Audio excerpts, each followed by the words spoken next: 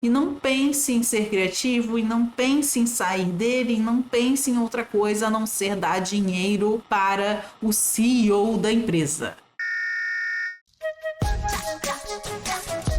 Olá, terráqueos! Hoje a gente vai reagir a um vídeo da Pedagolítica falando sobre como a arte pode ser usada como uma forma de resistência. Eu adoro esse tema, eu gosto muito de arte e eu achei incrível, por isso eu trouxe esse react pra gente fazer juntos hoje. Mas antes já queria pedir, obviamente, para você deixar aquele like, se inscrever no canal, ativar o sininho e se você gosta do meu trabalho e pode contribuir financeiramente, tem o Pix aqui na tela, na descrição tem o link do Apoia-se, Camarada Luna, ou você pode se tornar membro aqui do canal para ter acesso a conteúdos exclusivos da área de membros. Bora lá! E aí, enfim, para além de comentar sobre a história da HQ, acho que, assim, para você, qual a importância da arte nesse sentido, né? Da arte não só como um reflexo de alguma coisa, mas como que a arte pode ajudar a construir coisas diferentes, né? Para a gente construir um mundo novo, a gente precisa primeiro imaginar.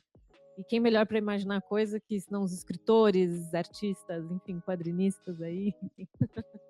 Eu trabalho com criança e eu acho que uma coisa muito fantástica de a gente não perder o convívio com criança é que isso não permite que a gente esqueça que a primeira não, mas uma das principais linguagens que a criança costuma escolher para se comunicar é o desenho. Uhum. Quando você convive com criança, você percebe que se eles estão muito felizes, eles vão te dar um desenho. Sim. Se eles estão muito tristes, eles vão fazer um desenho para tirar de dentro deles o que eles estão sentindo. Se eles estão tentando processar alguma coisa, se tem algo acontecendo e eles não entenderam a complexidade daquela coisa, eles vão fazer um desenho sobre como eles estão entendendo aquilo que está acontecendo. Criança se manifesta muito pelo desenho. E em algum momento na minha leitura, por conta de como a nossa sociedade cobra uma determinada produtividade da gente desde muito cedo. Aí o que a gente está falando. Aí o que a gente estava falando agora no vídeo do tio. O quanto a sociedade nos cobra produtividade. Eu vi um vídeo da Dona Rita, saudades inclusive, vai estrear já na TV Brasil, falando, então assim, assistam Dona Rita, mas era um vídeo da Rita falando assim, quando foi que você parou de ter a sua habilidade de ser criativo? Quando foi que você parou de desenhar? Quando foi que você parou de olhar uma massinha e pensar que aquilo parece um negócio? O capitalismo ele vai podando a nossa criatividade, podando a nossa capacidade de demonstrar, de criar, de sentir, sabe? De colocar para fora o que a gente está sentindo através da arte, através de um desenho, através de uma escultura. Quando a gente era criança, a gente tinha 1001 possibilidades da gente ser criativo, da gente fazer desenhos, esculturas, massinhas, danças, se expressar através da dança também, uma arte, através da música. Só que a gente vai sendo podado. A não ser que você vá trabalhar com aquilo que é a arte vai acabando, que vai ficando de lado na nossa vida. A criatividade vai ficando de lado na nossa vida. E isso é algo que o capitalismo faz para nos moldar, para nos colocar em padrões, para que a gente fique alienado no nosso trabalho e não pense em ser criativo, e não pense em sair dele, e não pense em outra coisa a não ser dar dinheiro para o CEO da empresa. A criança ela vai deixando de ter a possibilidade de se expressar através do desenho. Uhum. Talvez porque ela desenvolva uma outra linguagem que é a escrita. Talvez porque ela encontre menos tempo para desenhar. Mas chega a um ponto que a criança ela vai deixando de desenhar para se expressar e ela vai passando a se expressar de outra forma. Sim. E eu sempre fui uma criança que gostava de desenhar e chegou um ponto que eu percebi que eu não fazia mais isso. Tão linda! Mas... Então, eu tenho uma admiração Eu tô com vontade de chorar. por quem conseguiu resistir a essa pressão que a gente tem na sociedade, que continua, ainda que seja mercantilizando o desenho, transformando isso em trabalho, mas pessoas que conseguem continuar desenhando são pessoas que, de alguma forma, conseguiram resistir a a essa pressão que a gente tem por produtividade, no sentido de abandonar essa forma tão expressiva da gente se comunicar, que é a arte, que é o desenho. Geralmente é o desenho porque é o que a gente tem mais acessível. Sim. Praticamente toda criança vai ter acesso a algum tipo de papel, algum tipo de lápis para ela desenhar, e criança desenha. E, cara, eu sou muito, muito, muito fã, influenciada. Cadelinha de Nise da Silveira, sério. Nise, assim, é uma das maiores revolucionárias médicas que a gente já teve nesse Brasil. E a forma com que ela tratou a arte, transformando isso numa terapia, literalmente fazendo com que as pessoas que eram tratadas de formas tão violentas colocassem seus sentimentos e dores para fora através de um pincel, através de uma caneta escrevendo poemas, através de um lápis desenhando, e sendo acolhidos tanto por ela, que era, né, quem estava ali vendo e tratando essas pessoas através da arte-terapia, como também a Nise falava do papel essencial dos nossos pets, que é algo que eu vejo ninguém falando sobre isso. Eu quase não vejo pessoas falando isso, quanto mais profissionais de saúde. E quando eu fui lá no Museu do Inconsciente, né, que é o museu da Nise, que mostra as obras de artes feitas pelos pacientes dela, que eram todas pessoas com algum tipo de enfermidade psicológica. E os desenhos são incríveis, é tudo lindo. E aí eu descobri que a Nise chama os animais de coterapeutas. Olha que incrível, gente. E assim, eu sou a prova viva de que isso é verdade. Eu e Nika passamos por um momento muito difícil na nossa vida, quando os avós dele faleceram. E foi nessa época que o Theo veio aqui pra casa. E a gente podia estar triste, chorando o dia inteiro, mas a gente olhava pra cara do Theo e a gente ria. E ele dava motivo pra gente acordar de manhã, porque tem que dar comida, porque tem que levar pra passear, porque tem que, né, cuidar, dar carinho, amor. E ele dava todo esse amor, ele dá todo esse amor de volta pra gente. E os animais, eles têm esse poder de nos acolher quando a gente tá triste, de nos fazer feliz quando a gente tá triste. E a Nise entendia o papel dos animais na nossa psique e os apelidou carinhosamente como coterapeutas, e eu acho esse conceito incrível. E é isso, a arte, os animais, tá tudo interligado, sabe? Tá tudo... São todas formas da gente conseguir ter uma melhor saúde mental, sabe? E a gente podia usar isso tudo muito mais do que a gente usa a arte, nossos animais terapeutas, mas não é de interesse do capital, então a gente acaba abafando tudo isso. Então, façam suas artes, tenham seus pets, cuidem de suas plantas, façam sua comida, porque comida também é terapia, também é uma arte. A jardinagem também é uma terapia e também é uma arte. Então, estar em contato com a natureza, botar a nossa criatividade para ser aflorada, isso tudo é muito importante para manter a saúde mental. E ficar com os nossos pets também é muito importante. A gente consegue, através do desenho, chegar inclusive nas pessoas que perderam esse hábito ou que não se sentem confortáveis, porque a gente também tem uma cobrança muito grande de não basta eu desenhar, eu tenho que desenhar bonito. Sim. E, enfim, é algo que eu vejo muito sendo imposto. A criança, quando ela é menor, ela não tem esse ímpeto de olhar para o desenho dela e achar que não tá bom. E aí, conforme elas vão crescendo, elas vão comparando e elas vão criando expectativas, e não existe em lugar nenhum escrito que o desenho ele tem que ser realista, que ele tem que ter aquela forma. Não existe regra para o desenho, é a gente que cria essas regras. Mas a gente acaba se apropriando desse senso comum de que o desenho ele precisa ter uma determinada forma. E a Hannah, ela é uma criança que ela gosta de desenhar. Isso tá posto, acho que desde o primeiro quadrinho que ela tá correndo para dar um desenho para alguém na história. E quando a vida dela desmorona, né, que é quando começam os ataques de Israel a Gaza, tudo que ela consegue levar com ela é um caderno e um giz rosa.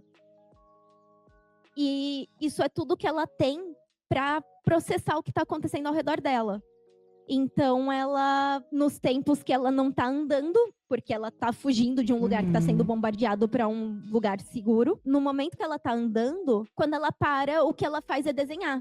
E o desenhar é esse desenhar para não se esquecer do que ela acredita que ela vai encontrar. Então, ela tá sempre acreditando que ela vai encontrar um espaço seguro, um espaço que fazia parte do imaginário que ela tinha de como seria o lugar onde o avô dela cresceu. Ela faz desenhos para tentar motivar as pessoas que estão próximas dela também. Então ela faz desenho para dar de presente, que é algo que criança faz com muita frequência. Ela faz desenho para tentar entender o que está acontecendo ali. Quem é ela, do tipo, o que eu sou, quem eu sou, da onde eu vim, para onde eu tô indo. Ela usa o desenho para isso.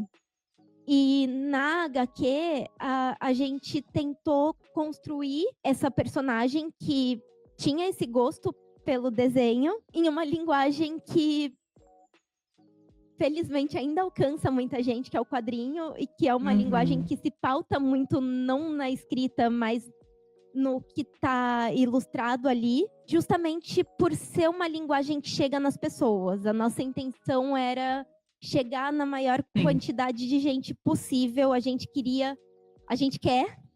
acredita que as pessoas, elas precisam ouvir e ler e viver esse momento com a Hannah para que elas possam justamente desconstruir o que você falou. A gente vive numa sociedade que trata o povo árabe como o terrorista de lenço na cabeça que vai jogar um avião num prédio que representa o contraponto ocidental, que é o desenvolvimento econômico e tecnológico. Há um tempo atrás, teve um vazamento de materiais didáticos que são usados em Israel. Meu Deus. E esses materiais didáticos, eles apresentam narrativas construídas sobre o povo árabe que são...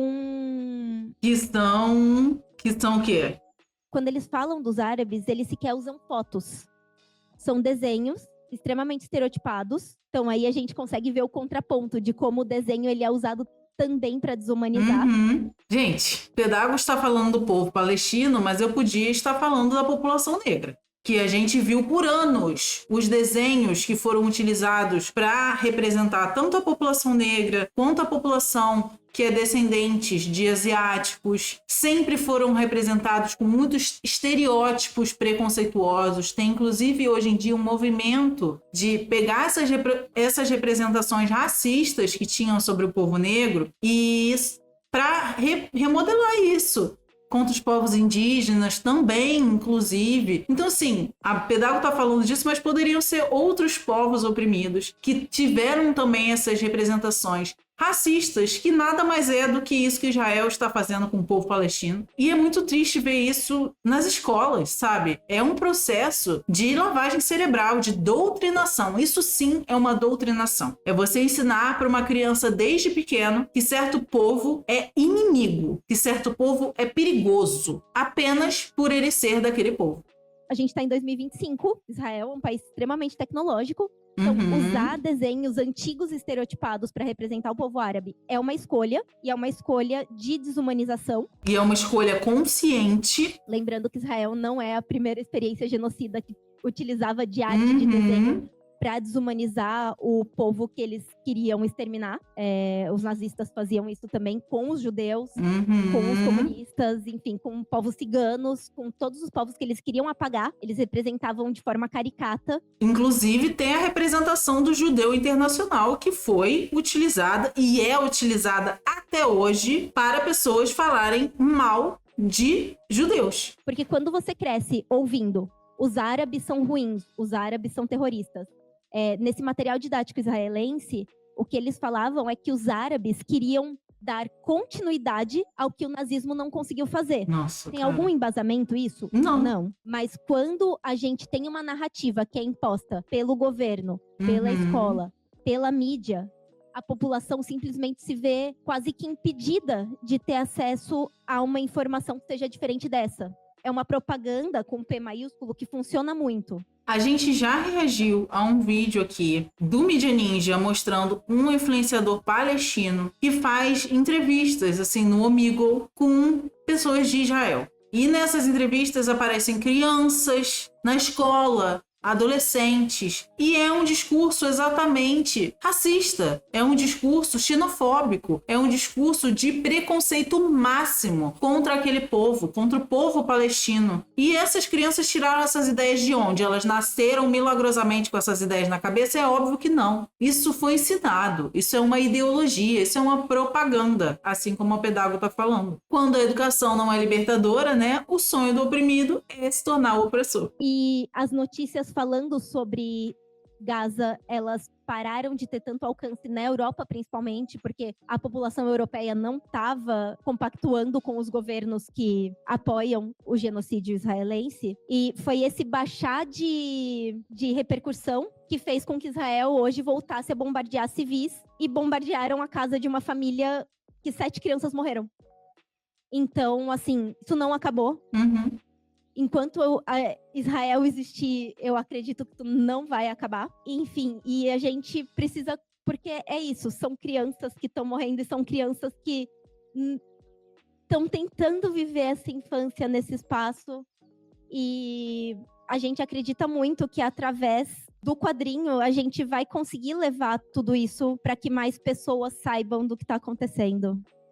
E como também não fazer o paralelo, né, do que acontece na Palestina com o que acontece aqui no Brasil, nas favelas brasileiras, né, gente? A gente está um pouco mais de um mês da chacina que aconteceu lá nos complexos da Penha e do Alemão. E a gente está vendo imagens dos próprios policiais roubando as casas, ameaçando moradores da favela. Fora as mortes completamente absurdas, com um tiro na nuca, com decapitação, coisas que configuram tortura. E como aqui no Brasil a gente também consegue utilizar a arte para tirar as crianças dessa situação de extrema vulnerabilidade, através dos projetos sociais que tem nas favelas, através da dança, através do rap, através do funk, através da cultura, através da arte. Então a arte, ela é uma ferramenta importantíssima da gente ajudar as pessoas a saírem de situações de extrema vulnerabilidade, de dar uma perspectiva de futuro de vida para as pessoas. Então é importante que a gente se aproprie e utilize da arte para esses fins de ajudar e melhorar a vida das pessoas, porque a arte é crítica, a arte ela é contra o sistema, a arte ela é uma forma de se expressar e mudar o mundo.